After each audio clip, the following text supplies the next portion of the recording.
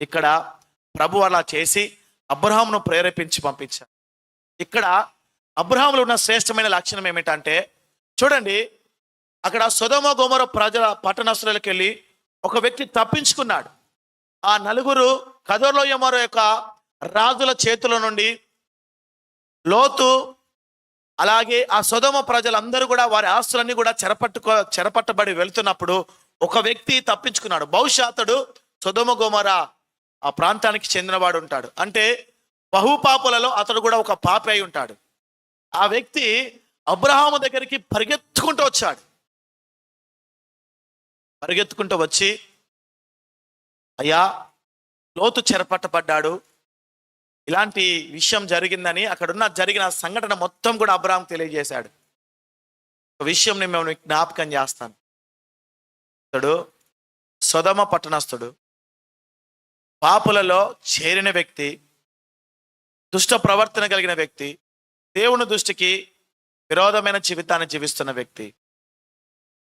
వీరు లోతు ఆ ప్రజలందరూ కూడా శ్రమలో ఉన్నారు, చెరపట్టబడ్డారు. వీరికి సహాయం చేస్తాడు అబ్రహాం అని పరిగెత్తుకుని వచ్చాడు ఇతడు. వీరి మధ్యలో అబ్రహాముకు లోతుకు మధ్యలో జరిగిన తగాదా ఇతనికి గుర్తులేదంటారా? తెలియదంటారా? చెప్పకుంటుంటాడా లోతు? ఖచ్చితంగా. మరి చెప్పకపోతే అబ్రహాం దగ్గరికి ఎలాగొస్తాడు? అన్ని సమయాలలో, అన్ని సందర్భాలలో అబ్రహాము సహాయం చేస్తాడు. అది ఏ పరిస్థితి అయినా అబ్రహాము సహాయం చేస్తాడు అన్న విషయాన్ని ఆ లోతుకు కుటుంబంలో పనిచేస్తున్న వారికి అందరికీ తెలుసు. అందుకే సహాయం కొరకు ఆయన దగ్గరికి వచ్చి వేడుకొంచున్నాడు. దేవుని బిడ్డలారా, మనల్ని చూస్తే ఎవరైనా ఏ విషయంలో అయినా, ఎట్టి పరిస్థితుల్లో అయినా, ఎట్టి దుస్థితిలో ఉన్నా వారి దగ్గరికి వెళితే సహాయం చేస్తారు అనే ఒక భరోసా నిన్ను చూస్తే కలుగుతుందా? ఆ అన్న దగ్గరికి వెళితే, అక్క దగ్గరికి వెళ్తే, చెల్లి దగ్గరికి వెళ్తే వారు ఆదుకుంటారు, వారు సహాయం చేస్తారు అన్న భరోసా కలుగుతుందా? వారి దగ్గరకు పోయినా ఏం లాభం ఉండదండి అన్నట్టుందా? చెప్పండి. అబ్రహాములో ఉన్న శ్రేష్టమైన లక్షణం ఇది. అబ్రహాము అన్ని విషయాల్లో ఆశీర్వదింపబడ్డానికి, అలాగే ఇక్కడ యుద్ధములో జయించడానికి నలుగురు రాజులు ఆ 5 రాజులను ఓడించారు. 5 రాజులు ఆ 4 రాజులను ఓడించలేకపోయారు, కానీ అబ్రహాము ఓడించాడు. 5 రాజులకు పెద్ద సైన్యం ఉండదంటారా? లేనిదే యుద్ధం దిగారా వారక్కడ? చెప్పండి. సైన్యం లేనిదే యుద్ధానికి వెళ్ళి వారితో యుద్ధానికి దిగారా? చెప్పండి అమ్మా. సైన్యం ఉంటుంది కదా. కానీ అబ్రహాముకు సైన్యం లేదు. అతని ఇంట్లో అలవర్చబడిన వారు 318 మంది, ఒక 2-3 స్నేహితులు, వారిని తీసుకొని వెళ్ళాడు అంతే. కానీ ఆ జయించిన రాజులను ఓడించాడు. అతడు విజయము పొందడానికి కారణం ఏంటో తెలుసా? అతడు సమస్య విషయాల్లో ఆశ్రదింపబడడానికి కారణం ఏంటో తెలుసా? అతనిలో శ్రేష్టమైన లక్షణాలు ఉన్నాయి. ఆ లక్షణాలు మనలో ఉంటే మనం కూడా విజయం పొందుకుంటాం, సమస్య విషయాల్లో దేవుని చేత ఆశీర్వదింపబడతాం. ఏంటి అని అంటే, చూడండి ప్రియమైన దేవుని బిడ్డారా, ఆ వ్యక్తి వచ్చి అబ్రహామునకు ఆ విషయాన్ని తెలియజేశాడు. తెలియజేసినప్పుడు అబ్రహాము నేను రాను వాడు చెరపట్టబడ్డా, మంచి జరిగింది వాడికి. వాడు నాతో తగాద పెట్టుకున్నాడు, గొడవ పెట్టుకున్నాడు, ఒక రకంగా చూస్తే మోసం చేసి నాకు దేవుడు ఇచ్చిన స్వాస్థ్యాన్ని తీసుకున్నాడు. వానికి అలాగే జరగాలి, వానికి అట్టిదే సంభవించాలి అని అబ్రహాం అనలేదండి. అబ్రహాం అలాగ అనలేదు. గుర్తుంచుకోవాల్సిన విషయము, మరొక సందర్భంలో అబ్రహాం పరీక్షింపబడ్డాడు. ప్రతి విశ్వాసి కూడా ఇట్లాంటి సందర్భం దగ్గర పరీక్షింపబడతాడు. దేవుని దగ్గర అబ్రహాం పరీక్షింపబడుతున్నాడు. మనం కూడా దేవుని ఎదుట పరీక్షింపబడతాం. తన స్వాస్థ్యాన్ని తీసుకున్నాడు, తనతో జగడమాడాడు, తనను కాదని తిరస్కరించి వెళ్ళిపోయాడు లోతు. తను మోసం చేసిన వ్యక్తి కష్టాల పాలైనప్పుడు, అబ్రహాము విన్నప్పుడు, కష్టాల పాలయ్యాడని విన్నప్పుడు ఆయన ఆనందించలేదు. అలాగే జరగాలి. నన్ను మోసం చేస్తే దేవుడు ఊరుకుంటాడు అనుకుంటున్నారా? తగిన శాస్త్రం చెప్తాడు. ఎవరంటారు? జాగ్రత్త. మిమ్మల్ని నష్టపరిచిన వ్యక్తి, మీతో గొడవ పట్టిన వ్యక్తి, మీ దగ్గర ఉండి ఏదైనా మీ స్వాస్థ్యానికి మీ సొమ్మును తీసుకున్న వ్యక్తి కష్టాల పాలయ్యాడు, శ్రమల పాలయ్యాడు, ఇబ్బందులలో ఉన్నాడు అనే వార్త మీకు వినపడింది. అప్పుడు మీ స్పందన ఏమిటి చెప్పండి? మంచిది, అలాగే జరగాలి, అంతే కదా.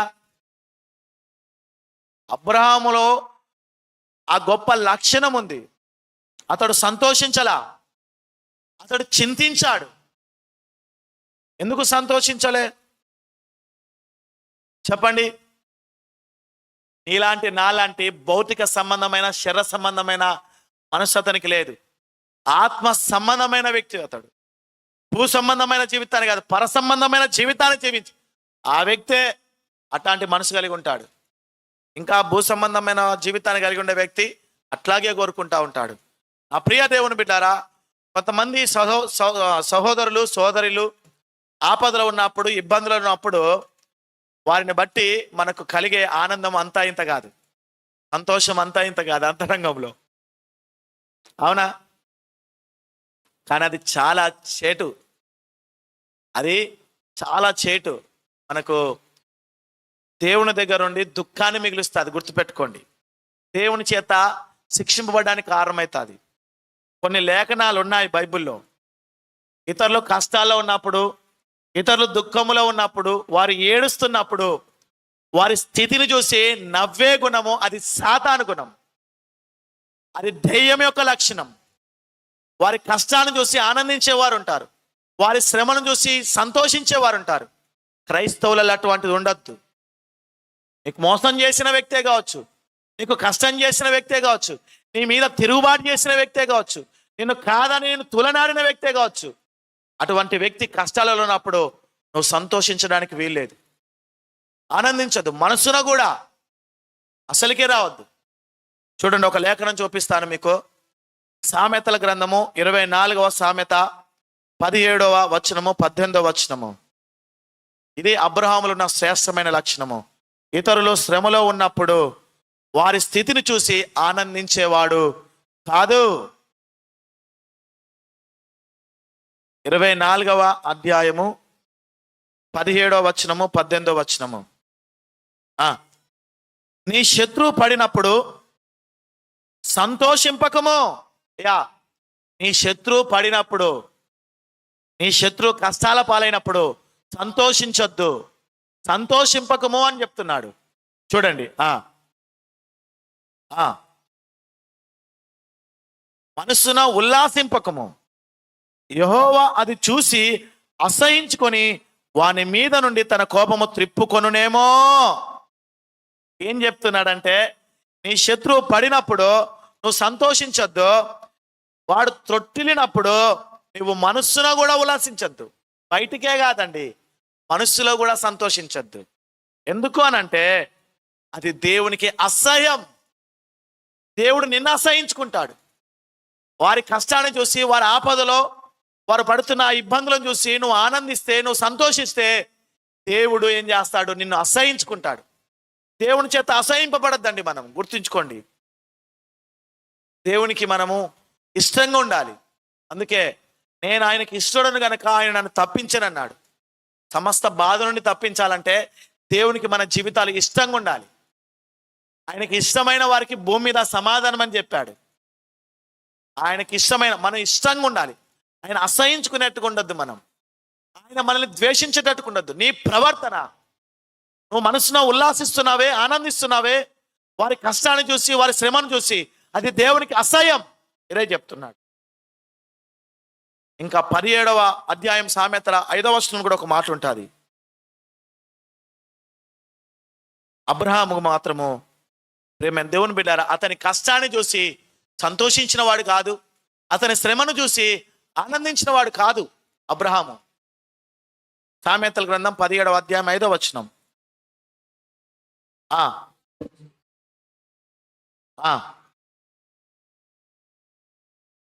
చూడండి ఎంత దారుణమైన విషయమో. ఆపదను చూసి సంతోషించువాడు నిర్దోషిగా ఎంచబడాడు, దోషిగా ఎంచబడతాడు. అర్థం, ఒకవేళ నీ పొరుగువారి కష్టాన్ని చూసి, వారి ఆపదను చూసి నువ్వు సంతోషిస్తే నువ్వు దేవుని దృష్టిలో దోషివి. ఇది ఎంత ప్రమాదం మీకు అర్థం కావట్లా. నీ శత్రువు పడినప్పుడు, తోట్రుపడుతున్నప్పుడు, వారి కుటుంబంలో కష్టం వచ్చినప్పుడు, వారి జీవితాల్లో ఇబ్బందులు కలుగుతున్నప్పుడు, మంచిగా జరిగింది, నన్ను ఇట్లా అన్నారు కాబట్టి, నన్ను ఇలా చేశారు కాబట్టి ఊరికే పోతాడా పాపం? దేవుడు ఊరికే విడిచిపెడతాడా? వారు చేసిన అన్యాయానికి ఇది తగిలింది, నా ఉసురు తగిలింది, నా పాపం తగిలింది, దేవుడు న్యాయస్తుడు అనే మాటలు మాట్లాడద్దు. అప్పు దేవుడు అసహించుకుంటాడు, దేవుడు దోషిగా చేస్తాడు. ఇంకా యెహెజ్కేలు గ్రంథంలో 35వ అధ్యాయము 15వ వచనం చూడండి. యెహెజ్కేలు గ్రంథం 35:15. చదవండి అమ్మా. 35:15.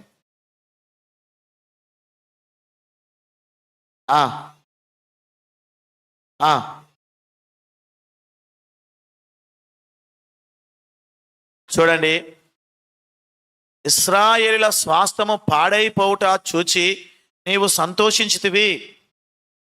ఇశ్రాయేలు యొక్క స్వాస్థ్యం, వారి యొక్క పట్టణం, వారి యొక్క కుటుంబాలు, వారి యొక్క జీవితాలు పాడైపోయాయి.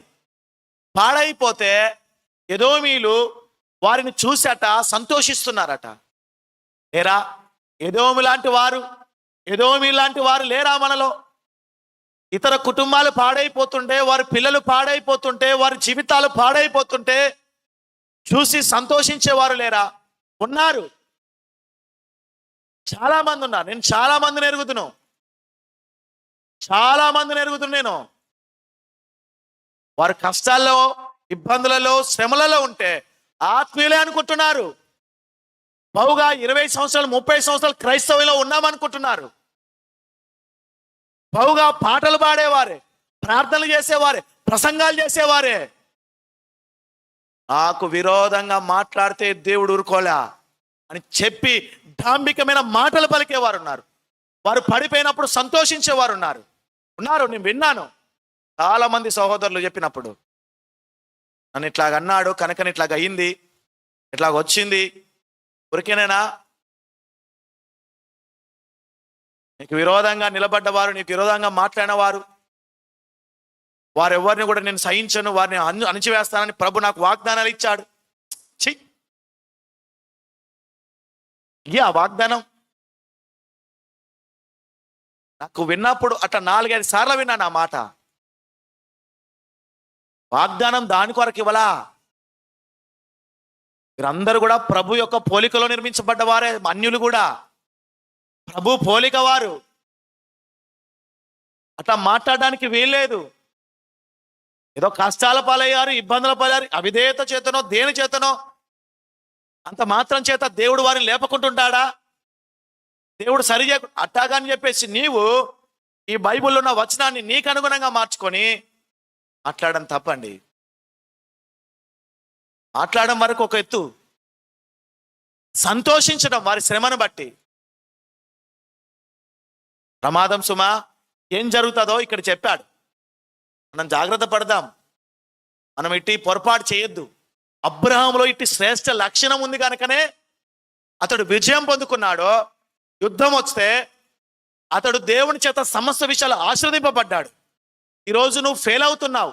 కుటుంబంలో, వ్యక్తిగత ప్రయత్నాల దగ్గర, ఉద్యోగం దగ్గర, వ్యాపారాల దగ్గర, ఒక భార్యగా, ఒక భర్తగా, ఒక కుమారుడిగా, ఒక కుమార్తెగా ఎందుకు విఫలమవుతున్నావు? ఎందుకు విజయాన్ని సాధించలేకపోతున్నావు? కారణము ఇవే. ఈ లక్షణాలు లేవు మనలో.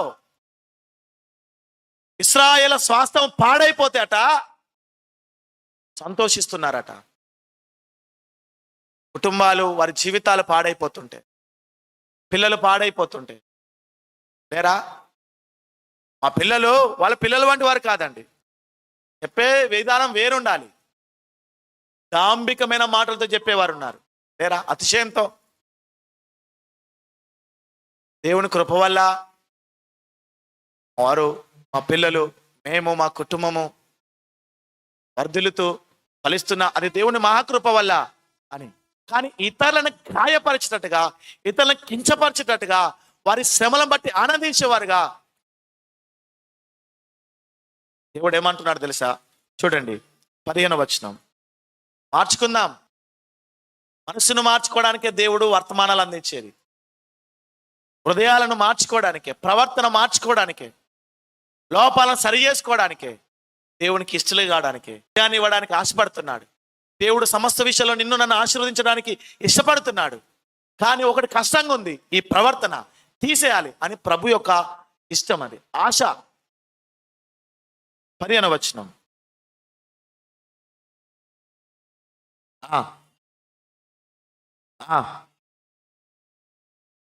అయ్యయ్యో అయ్యయ్యో, నీకు కూడా ఆ ప్రకారంగా చేస్తానంటున్నాడు. ఎవరికి? నవ్వేవారికి, ఇతరుల కష్టాన్ని, ఇతరుల దుఃఖాన్ని చూసి సంతోషించే వారికి, వారికి కూడా ఆ ప్రకారమే చేస్తా. వారు ఎలా పాడైపోయారో, ఎలా దుఃఖిస్తున్నారో అట్టాగా నీకు చేస్తానంటున్నాడు దేవుడు. ఎంత భయంకరమైన మాట, ఎంత దుఃఖకరమైన మాట, బాధకరమైన మాట. అర్థమవుతుందా? సంతోషించద్దు ఇతరుల బాధలు చూసేసి. వారికి వారికి వారికి ఏ ప్రకారం జరిగిందో ఆ ప్రకారం మీకు జరిగిస్తానంటున్నాడు దేవుడే. వాళ్ళు కాదు, మనుషులు కాదట, దేవుడే జరిగిస్తానంటున్నాడు. దేవుడు జరిగిస్తే ఇంకేమన్నా ఉందా? దేవుడే వారిలాగా మనల్ని ఆ స్థితిలోకి నడిపిస్తే ఇంకేమని ఉందా? తప్పించుకోగలుగుతామా? దేవునికి భయపడదాం, దేవుని వాక్యానికి భయపడదాం. అందుకే వాక్యం ఏం చెప్తుంది? నువ్వు ఏ కొలతతో కొలుస్తావో అదే కొలతతో నీకు కుదించి ఇవ్వబడుతుంది అని చెప్పబడుతుంది. ఒక మాట ఉపద్య గ్రంథంలో మాట ఉంది, చూడండి.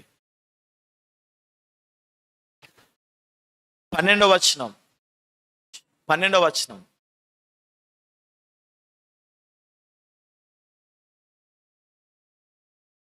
గట్టిగా చదవండి సార్.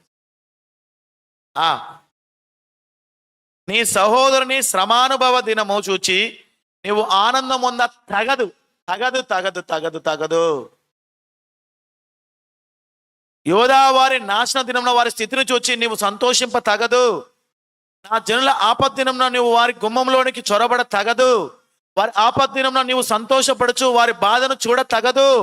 వారి ఆపద్దినంలో నీవు వారిని ఆశని పట్టుకోదగదు. 15వ వచనం.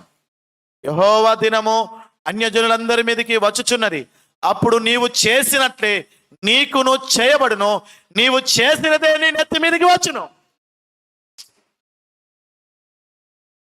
వేరైతే చేస్తున్నావో అదే నీ నెత్తి మీదకి వస్తుంది. నీకు చేయబడినదే చేస్తానని చెప్తా. అర్థమవుతుందా? నా ప్రియ సహోదరి సహోదరులారా, ఇట్లాంటి లక్షణము సహోదరుల యొక్క,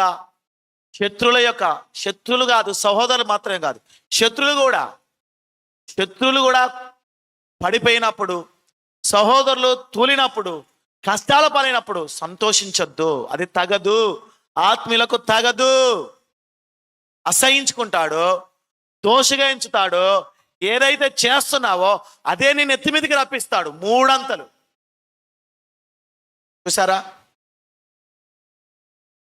వారి వినాశనం చూసి, వారి బాధను చూసి ఎప్పుడు కూడా మనము ఆనందించదు. ఇలా చేసిన వాళ్ళు దేవుని యొక్క తీర్పుని ఎదుర్కోవాల్సి వస్తుందనే విషయాన్ని మర్చిపోవద్దు ప్రియమైన దేవుని బిడ్డలారా. అయితే ఒక పాజిటివ్ విషయం మీకు చెప్తాను. 1 సమూయేలు గ్రంథం 26వ అధ్యాయం 24వ వచనం. ఈ మాట నాకు చాలా ఆనందం అనిపించింది, సంతోషం అనిపించింది. 26వ అధ్యాయం 24వ వచనం.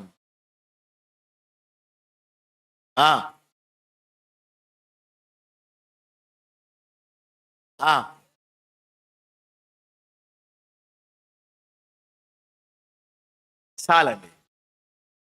నాకు ఈ మాట నేను ఒక నెల క్రితం చదివా. ప్రభు కృప వల్ల జ్ఞాపకం వచ్చింది నాకు. ధ్యానం చేస్తున్నప్పుడు ఈ మాట జ్ఞాపకం వచ్చింది నాకు. ఇది ఒక 2 నెల క్రితమో చదివా ఈ సమూయేలు గ్రంథం. చదివినప్పుడు ఈ మాట నా అంతరంగంలో ప్రభు ఉంచాడు. నిన్న ఈ ధ్యానంలో ఈ మాట గుర్తొచ్చింది. ఏంటంటే దావీదు సౌలుకు మేలు చేస్తాడు. దావీదు యుద్ధాలు చేసి సౌలుకి ఎన్నో విజయాలు ఇస్తాడు. దావీదుకు దయ్యం పట్టినప్పుడు కూడా అనేక సార్లు అతడు వదిలించేటట్టు చేస్తాడు. అతడు మేలే చేస్తాడు కానీ కీడు చేయలేదు. కానీ సౌలు దావీదును చంపాలని ప్రయత్నం చేసి అతని వెంట పడుతుంటాడు. ఒక గుహ దగ్గర, ఎనుగోది గుహ దగ్గర సౌలు చిక్కుతాడు. సౌలు దావీదును చంపాలని తిరుగుతున్నాడు కానీ, ప్రయత్నం చేస్తున్నాడు కానీ దావీదు చేతికి చిక్కబడడు. కానీ ఒక దినంలో సౌలే దావీదు చేతికి చిక్కబడతాడు. ఇప్పుడు అక్కడ ఉన్నవారు ఏమంటారంటే, చంపేసేయ్, కే అడ్డు అదుపు ఉండదు, ఇక ఈ శ్రమ ఉండదు నీకు, ఇక సౌలు నుంచి నీకు ఎటువంటి గొడవ ఉండదు, ఎన్నిసార్లు పారిపోతావు, నీ చేతికి దొరికాడు, చంపేసే అంటాడు. చంపకుండా అక్కడ అతని దగ్గర ఉన్న కొన్ని వస్తువులు తీసుకెళ్ళి దూరం నుండి కేక వేసి, సౌలా నా తండ్రి, నా ఏలినవాడా, ఎందుకయ్యా నన్ను చంపాలని ప్రయత్నం చేస్తున్నావు? నేను కుక్క వంటి వాడిని, మిన్నల్లి వంటి వాడిని కదా, ఎందుకు నా తండ్రి, నా ఏలినవాడా అని చెప్తాడు. అప్పుడు సౌలు కూడా, అయ్యా వచ్చావా, అయ్యో నేను ఎంత తప్పు చేశానని చెప్పేసి, అది ఉత్తి పైన పశ్చాత్తాపం అనమాట అది ఆ సౌలు. అప్పుడు దావీదు ఏమంటాడంటే, ఇదిగో నీ ప్రాణము నా దృష్టికి ప్రియమైనది ఎంచాను, ఘనమైనది ఎంచాను. చదవండి.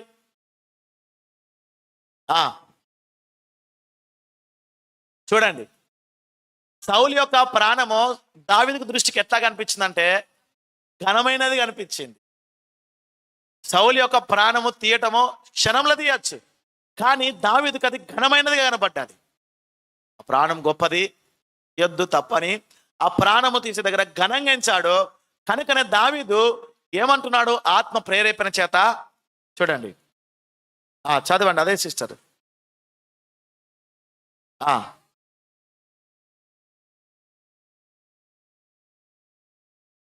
చూడండి, నీ ప్రాణము నా దృష్టికి ఘనమైనది కనుక నా ప్రాణము దేవుని దృష్టికి ఘనమైనది. అయితే అన్నిటి నుండి తప్పిస్తాడు, రక్షిస్తాడు నా ప్రభు. అర్థమవుతుందా? అంటే అతని ప్రాణం ఇతనికి దృష్టికి ఘనంగా ఎంచబడ్డది కనుక అది దేవుని దృష్టికి కూడా ఇతని ప్రాణం ఘనంగా ఎంచబడతాది. నీచంగా అనిపిస్తే సేమ్ అదే విధంగా దేవుడు నీచంగా చూస్తాడు. నువ్వు ఇతరులను ఘనంగా చూస్తే దేవుడు నిన్ను ఘనంగా చూస్తాడు. ఇతరులకు సహాయం చేసే మనసు దేవుడు సహాయం చేస్తాడు. ప్రభు చిత్తం అయితే మనం వచ్చే వారం ధ్యానం చేసుకుందాం. ఈ శ్రేష్టమైన లక్షణం చేతనే, ఈ లక్షణం ఉంది కనుకనే చిన్న సైన్యమైన దేవుడు తోడున్నాడు. చిన్న సైన్యమైన దేవుడు తోడున్నాడు, విజయం ఇచ్చాడు. ఈ శ్రేష్ట లక్షణం మనలో ఉంటే చేసే ప్రతి పనిలో దేవుడు విజయం ఇస్తాడు. సమస్త విషయాల్లో దేవుడు అబ్రాహామును ఆశీర్వదించడానికి ఈ లక్షణము, ఇతరుల కష్టాన్ని చూసి, శ్రమను చూసి, తనకు హాని చేసిన వారిని బట్టి ఆయన ఆనందించలా, ఆయన కృంగిపోలా, ఏం కాల, ఇంకా బాధపడ్డాడు, నేను వెళ్తానని చెప్పేసి. అటు లక్షణము మనలో ఉంటే ఖచ్చితంగా మన సమస్త విషయాలలో మనం ఆశీర్వదింపబడతాం. మన ప్రయత్నాలలో మనం కూడా విజయాన్ని సాధిస్తాం. దేవుడే ఇస్తాడు విజయం, దేవుడే ఆశీర్వదిస్తాడు. ఎప్పుడు ఇటువంటి శ్రేష్ఠ లక్షణాలు మనలో ఉన్నప్పుడు అబ్రహాముకు కలిగి ఉన్న ఆ లక్షణము మనం సమూయేలు 2వ గ్రంథము 1వ అధ్యాయము 10వ వచనము, దయచేసి అందరు కూడా మీ పరిశుద్ధ గ్రంథములు తెరిచినట్లయితే సమూయేలు 2వ గ్రంథము 1వ అధ్యాయము 10-12 వచనాలు చదువుకుందాం. 10-12 వచనాలు చదవండి. ఆ ఆ ఆ ఆ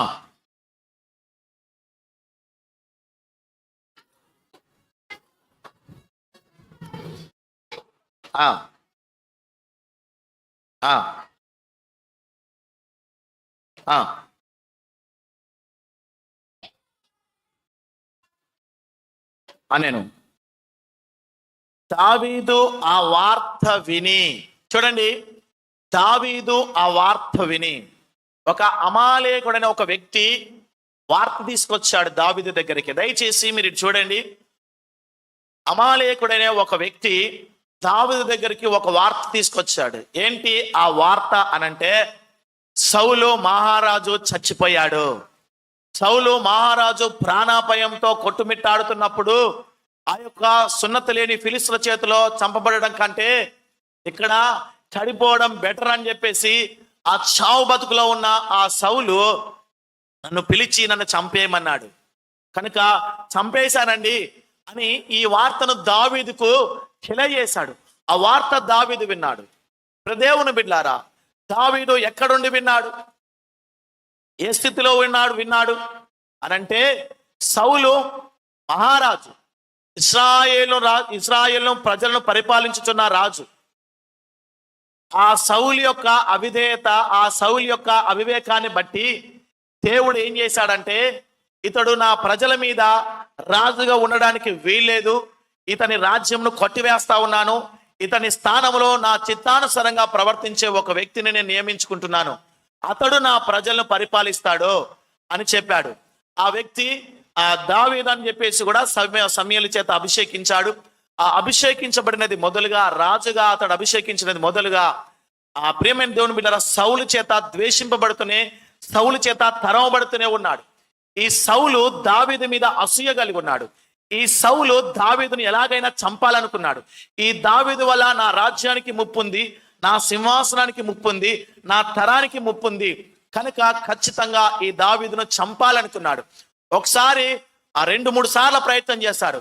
ఒక మారు ఆ ఈట తీసుకొని ఆ గోడకేసి పొడవాలని చెప్పేసి ఈట బలంగా విసిరాడు. కొద్దిగా త్రుటిలో తప్పికున్నాడు దావీదు.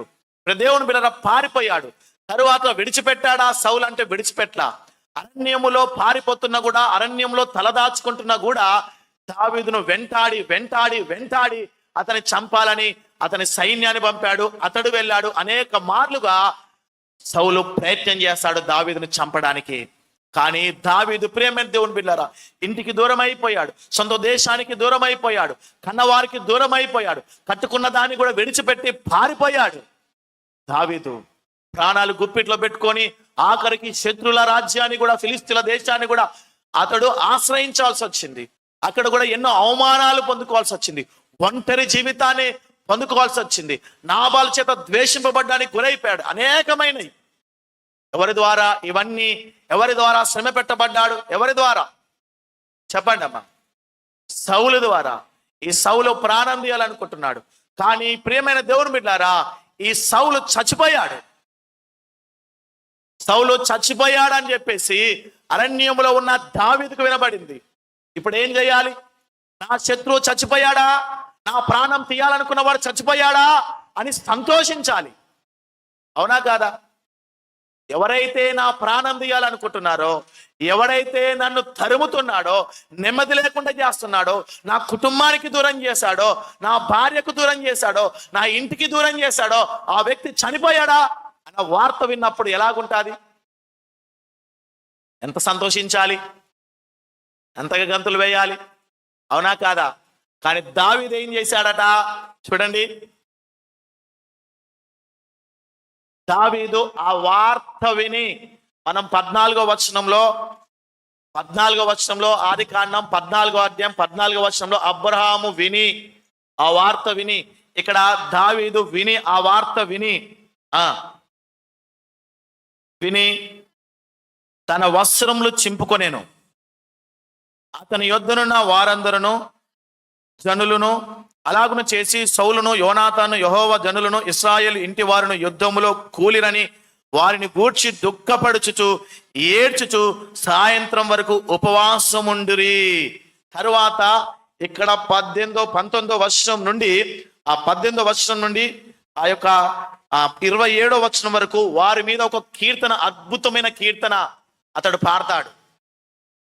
చూడండి, పగవాడు, శత్రువు తన ప్రాణమును తీయాలనుకొని ప్రయత్నం చేస్తున్న వాడు చనిపోయాడనే వార్త విన్నప్పుడు దావీదు సంతోషించలేదు కానీ, ఆనందించలేదు కానీ, గంతులు వేయలేదు కానీ, ఆయన వస్త్రాలు చింపేసుకొని వస్త్రాలు చింపడానికి వేదన, బాధకు ఆ బాధకు పోలికగా ఉంది అది.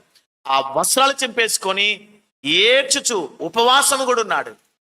ఇది కాదా శ్రేష్టమైన లక్షణం? దావీదు దేవుని చేత ఎందుకు హెచ్చింపబడ్డాడంటే ఇది. అబ్రహాము దేవుని చేత విజయం పొందుకొని దేవుని చేత సమస్త విషయాలు ఆశీర్వదింపబడంటే ఇది ఈ లక్షణం. ఈరోజు నీ కొద్దిగా గాయం చేస్తానే, ఒక మాట నిన్ను అంటేనే వారు ఏదైనా కష్టాల పడినప్పుడు ఎట్లా సంతోషిస్తున్నావు, ఎట్లాగా ఆనందిస్తున్నావు? అది దేవునికి అసహ్యమైనది. దేవుడు నిన్ను దోషిగా ఎంచుతాడు. అదే కీడు నీ మీదికి రప్పిస్తాడు. ప్రియమైన దేవుని బిడ్డ, అది నీకు అర్థం కావట్లా. నీ ఆశీర్వాదానికి అది ఆనకట్ట, అది అడ్డు. నీ యొక్క విజయానికి అదేంటి? అదొక చేరైనది, ఆటంకమైనది.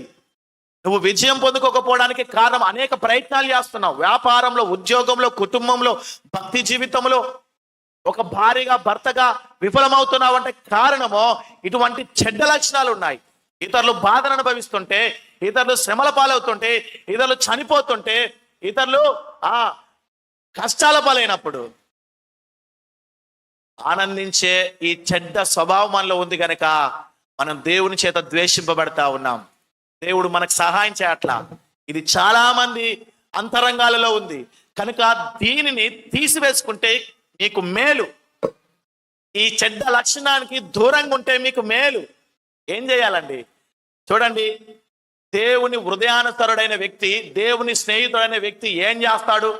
నువ్వు దేవునికి స్నేహితుడిగా ఉండాలంటే, దేవుని హృదయాన్ని అనుసరించి నడుచుకోవాలంటే, దేవునికి ఇష్టడుగా నువ్వు ఉండాలంటే నీవు ఈ చెడ్డ లక్షణాన్ని తీసివేసుకోవాలి.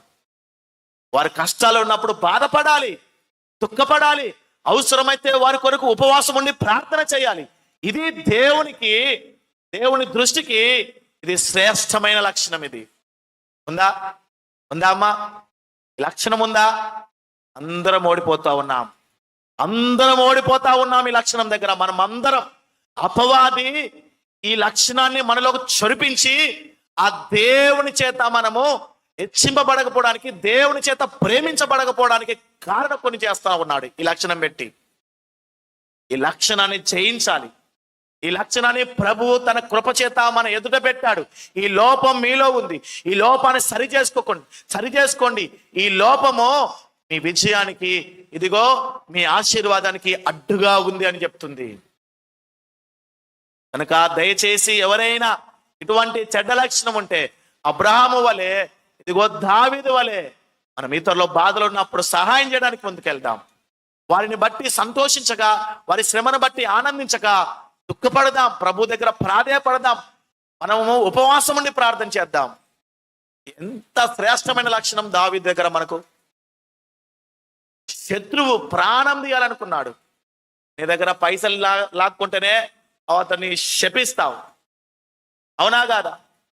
ఏదో ఒకటి కావాలి, ఏదో ఒకటి అయితేనే నా దగ్గర ఇలా ప్రవర్తించాడు కాబట్టి, నన్ను ఒక మాట అన్నాడు కాబట్టి, నాకు నష్టం చేశాడు కాబట్టి, ఈ నష్టము దాని వలనే కలిగిందని తెలుసుకునేటట్టుగా దేవా ఒక శిక్ష రెప్పి అయ్యా అని చెప్తావు.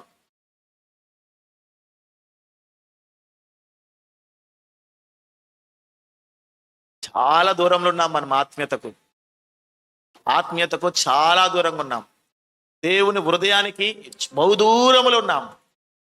మనము ఎందుకు ఈ లక్షణము కలిగి ఉండలేదంటే రెండు కారణాలు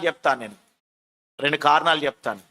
వీళ్ళని బట్టి మనము దేవునితో సహవాసము చేయకుండా లోకంతో సహవాసం చేస్తా ఉన్నాం. అంటే లోకంతో స్నేహం చేస్తా ఉన్నాం. దేవునితో స్నేహం చేసేవాడు అబ్రహాము, దేవుని స్నేహితుడు. దేవునితో స్నేహం చేస్తే నీకు ఈ లక్షణం వస్తుంది. ఇతరులు బాధలు ఉన్నప్పుడు, కష్టాలు ఉన్నప్పుడు వారి గురించి ఏడుస్తావు, వారికి నీ వల్ల అయ్యే సహాయం చేయడానికి ముందుకు వెళ్తావు.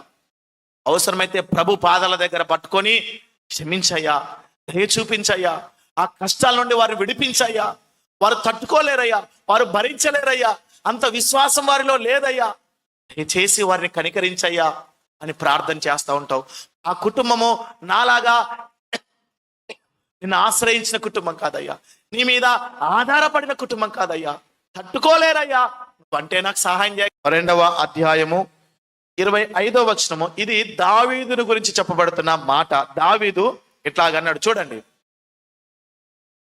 ఆయనను గురించి దావీదు ఇట్లా, నేనెల్లప్పుడు నా ఎదుట ప్రభువును చూచుచుంటిని.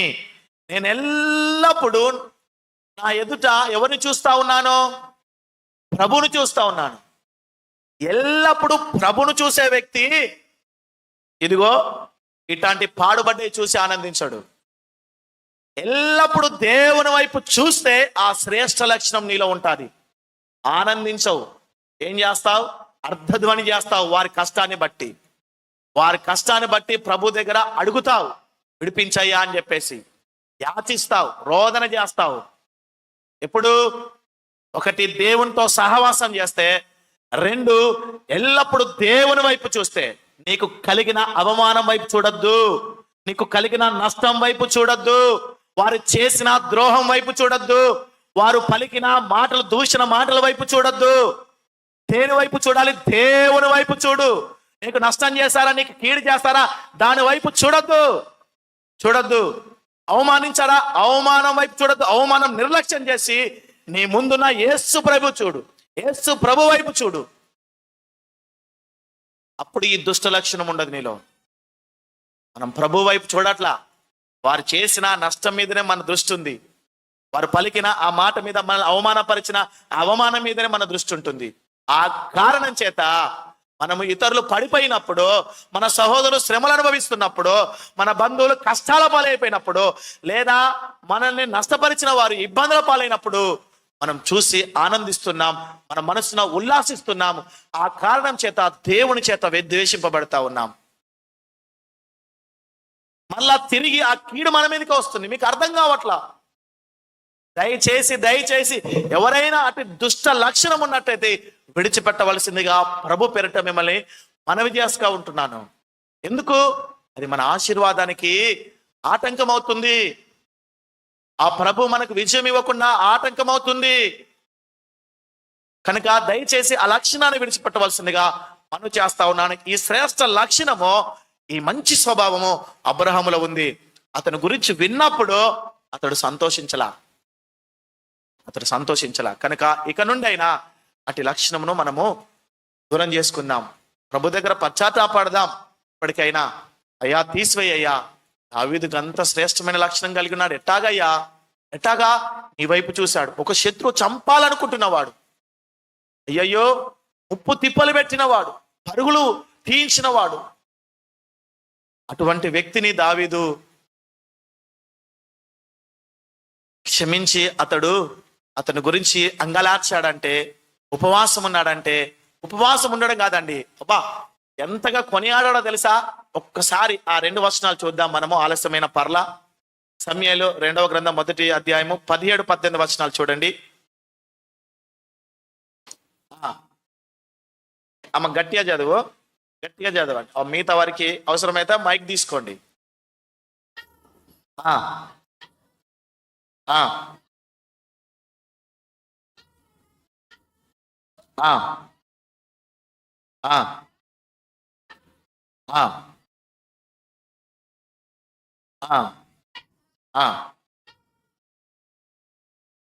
ఇశ్రాయేలు నీకు భూషణమగువారు, నీ ఉన్నత స్థలం మీద హతులైరి. ఆహాహా, బలాఢ్యులు పడిపోయిరి. ఫిలిష్తీయుల కుమార్తెలు సంతోషింపకుండానట్లు, సున్నతి లేని వారి కుమార్తెలు జయమని చెప్పకుండానట్లు ఈ సమాచారము గాతులో తెలియజేయకుడి. కింద ఇంకా చాలా ఉంటాయి ఈ వచనాలు కూడా. ఇదిగో సౌలును గురించి ప్రియమైన దేవుని బిడ్డ 23వ వచనము. సౌలును యోనాతాను తమ బ్రతుకునందు సరసులు గాను నెనరులు గాను వారు గాను ఉండిరి. తమ మరణమందైనను వారు ఒకరినొకరు ఎడబాల్సిన వారు కాదు. వారు పక్షి రాజు కంటే వడిగలవారు, సింహముల కంటే బలము గలవారు. ఎవరండి ఇట్లా పొగిడేవారు? చంపడానికి వచ్చిన వ్యక్తిని ఇంతగా కొనియాడే వ్యక్తి ఎవరున్నారా? వచ్చిన తర్వాత మనం ఎట్టాగంటాం? పురుగులు పడి చేస్తారు. అందుకే ఇవి చేశాడు కనుక ఇట్లా చచ్చాడు అన్నవా? ఈ పనులు చేశాడు కాబట్టి నాకు నష్టంగా, అవన్నీ నువ్వు తలపోసుకుంటావు. అవన్నీ చూడ పరుగులు తీసి అటువైపు చూడ, ప్రభు వైపు చూశాడు కనుకనే అతన్ని పొగిడాడు, కొనియాడాడు. అతనిలో ఉన్న శ్రేష్ఠ లక్షణాలు చూశాడు. అతనిలో ఉన్న దుష్ట లక్షణాలు చూడాల. ఈ పాయింట్ మీరు నోట్ చేసుకోండి, ఇది జ్ఞాపకం ఉంచుకోండి. ఒక ఒక వ్యక్తి దేవుని వైపు ఎల్లప్పుడు చూస్తే ఆ వ్యక్తి హాని చేస్తాడు కదా నీకు.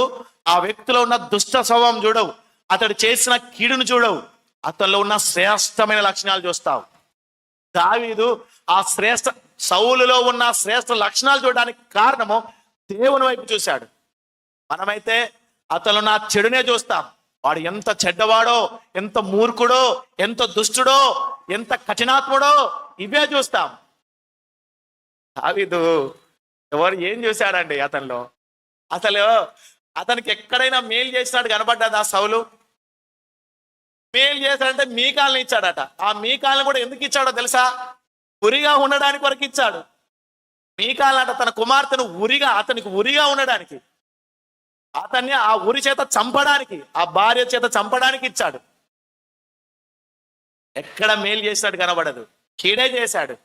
అయినా కూడా దావీదు అతనిలో ఉన్న ఆ యొక్క శ్రేష్ఠ లక్షణాలను చూస్తున్నాడు. నువ్వు కూడా చూడాలి.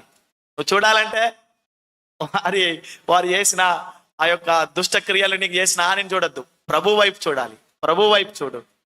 నీ వైపు చూసుకున్నా కూడా నీకు బాధ కలుగుతుంది, వారు వైపు చూస్తే నీకు ఆవేశం కలుగుతుంది. ప్రభు వైపు చూడు. ఇది అబ్రహాములో ఉంది, దావీదులో ఉంది, శ్రేష్టమైన భక్తులలో ఉంది. నీలో లేదు, నాలో లేదు. అందుకే మనం అన్ని విషయాలు ఓడిపోతా ఉన్నాం. అన్ని విషయాల్లో, సమస్త విషయాల్లో దేవుని చేత ఆశీర్వదింపబడలేకపోతున్నాం. భౌతికమైన విషయాలు ఆశీర్వదింపబడుతున్నాం కావచ్చు. సమస్త విషయాలు అంటే కుటుంబ పరంగా, కుటుంబం వర్ధిల్లుతుందా? మన పిల్లలు మనం అనుకున్నట్లు కొంటున్నారా? భార్య అనుకున్నట్టు ఉంటుందా? భర్త అనుకున్నట్లు కొంటున్నారా? సమస్త విషయాల్లో మనం దీవించబడ్డామా? అంతరంగ తృప్తి, ఆరోగ్య విషయంలో, ఒక ఆర్థిక విషయాలలో కాదు, అన్ని విషయాల్లో, సమస్త విషయాలలో అట్టాగా ఆశీర్వదింపబడాలంటే ఈ లక్షణం ఉండాలి. అమ్మా సహోదరుడా, ఈ శ్రేష్ఠ లక్షణం ఉండాలి. దీని దగ్గర, ప్రభు దగ్గర మనం ఉపవాసం ఉండి, అవసరమైతే కన్నీరు గారుస్తూ, పశ్చాత్తాపంతో, ఈ యొక్క లక్షణం నాకు లేదు, నాకు చెడ్డ లక్షణం ఉంది, దీనికి వేరుగా ఉంది, అందుకే ఇన్ని దినాలు నాయన, ఇదిగో నేను నీ చేత ద్వేషింపబడ్డానయ్యా, ప్రేమించబడాల్సిన వాడిని, నీ చేత హెచ్చింపబడాల్సిన వాడిని, ఇదిగో దీన స్థితిలోకి వెళ్ళిపోయాను, నన్ను క్షమించు తండ్రి, నా దోషము క్షమించు నాయన అని ప్రభు దగ్గర మనము మొట్టమొదటిగా వేడుకోవాల్సిన బాధ్యత మనపై ఉంది.